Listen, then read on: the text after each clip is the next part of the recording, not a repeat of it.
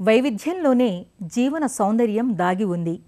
ఇది జీవిత సత్యమని తెలిసినా మనంతట మనం మార్పును స్వాగతించలేం, అంత త్వరగా కొత్తదనానికి తెరతీయలేం.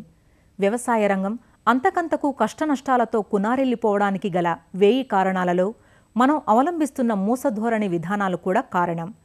ప్రకృతి వైపరీత్యాలు, చీడపీడల నష్టాలు, మార్కెట్ ఒడిదుడుకులు, కూలీల కొరత, నీటి కొరత, కరెంటు కోతలు సేద్యాన్ని పలు దిక్కుల నుంచి కుదిపేస్తాయని తెలిసినా రిస్కును తగ్గించుకునే మార్గాలను, సమగ్ర వ్యవసాయ విధానాలను, వైవిధ్య సాగును ఎంతమంది అందిపుచ్చుకుంటున్నారు చెప్పండి? ఆధునిక పద్ధతుల ఆచరణతో పాటు బహుళ పంటలతో భూవనరుల సద్వినియోగం, సాగునీటిని సమర్థంగా వినియోగించుకునే సశాస్త్రీయ పద్ధతులు, సాంప్రదాయ సాగుకు భిన్నంగా మిశ్రమ సేద్య విధానాలను ఆచరిస్తున్నవారే ఈ రోజున నష్టభయాలను తగ్గించుకొని వ్యవసాయంలో రాణించగలుగుతున్నారు. చెరకునే చూడండి.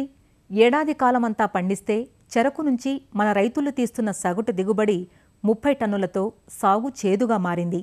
అదే చెరకును శ్రీ పద్ధతిలో సాగు చేసిన రైతులు 60 నుంచి 90 టన్నుల దిగుబడిని సాధిస్తున్నారు.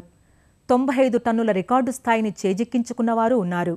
మరి అదే చెరకు నుంచి 13 నెలల్లో 2 పంటలు, ఆ 2 పంటల నుంచి 110 టన్నుల దిగుబడిని సాధిస్తే మీరేమంటారు? వ్యవసాయం నుంచి ఎందరో వైదొలుగుతున్న ఇలాంటి తరుణంలో విదేశీ ఉద్యోగాన్ని కాదనుకుని స్వదేశానికి తిరిగి వచ్చి వ్యవసాయ ఫలాలను పండించుకుంటున్న ఆ రైతుని చూశాక ఆయన కృషిని అభినందించకుండా ఉండలేం. ఆలస్యమెందుకు? చూసేద్దాం రండి.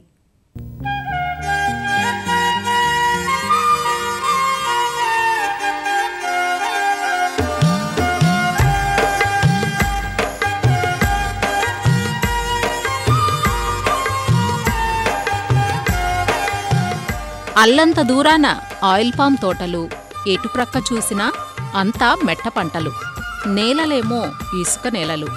90% ఆయిల్ పామ్ తోటలే దర్శనమిచ్చే ఈ ప్రాంతంలో ఈ రోజున పలు రకాల పంటలతో వ్యవసాయం శోభిల్లుతోందంటే అదంతా డాక్టర్ కంటిపూడి నరేంద్రబాబు చలువే.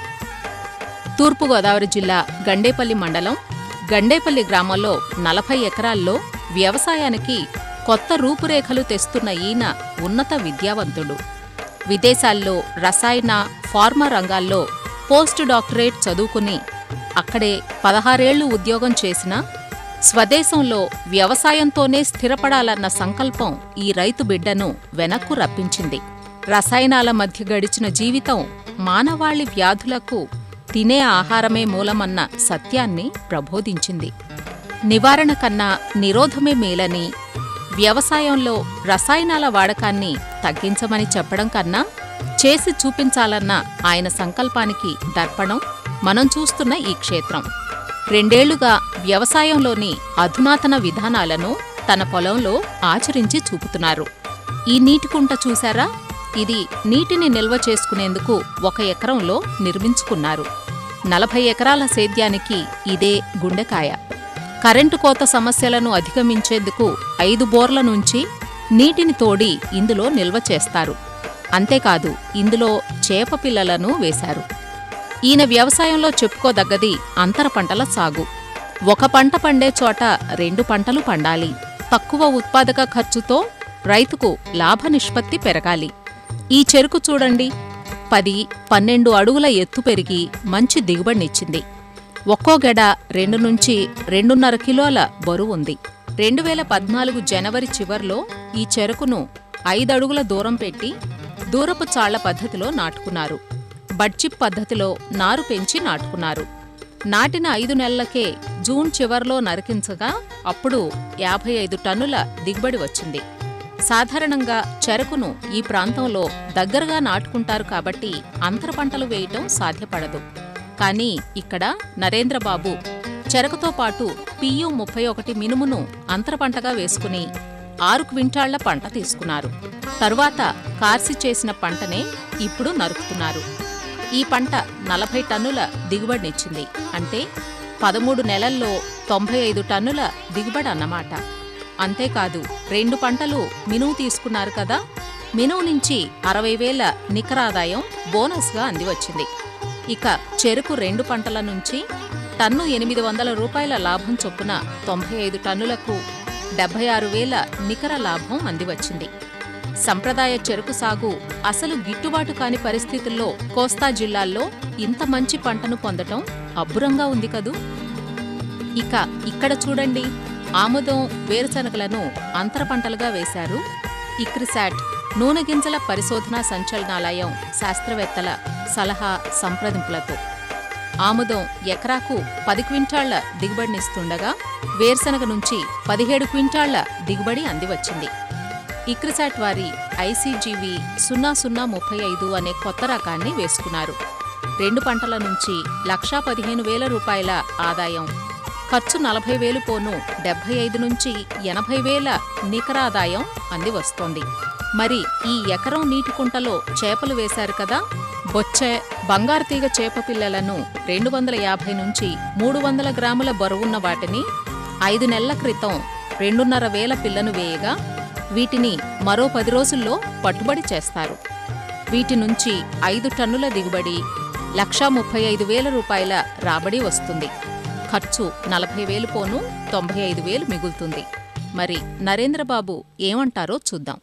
కరెంట్ ఇప్పుడు వచ్చినా కానీ బోర్లు ఆటో స్టార్టర్ ద్వారా స్టార్ట్ అవుతాయి కనుక ఆ వాటర్ అంతా చెరువులోకి వెళ్ళిపోయి బై గ్రావిటీ మేము పొలం అంతా ఈ వాటరింగ్ ఇచ్చుకుంటున్నాం. మేము కనీసం మాకు రోజుకి 5 గంటలు కరెంట్ ఇచ్చినా కానీ మాకున్నటువంటి భూమిని అంతా కూడా ఈ నీరుతోనే మేము సాగు చేసుకుంటున్నాం, ఏ విధమైన ఇబ్బంది లేకుండా.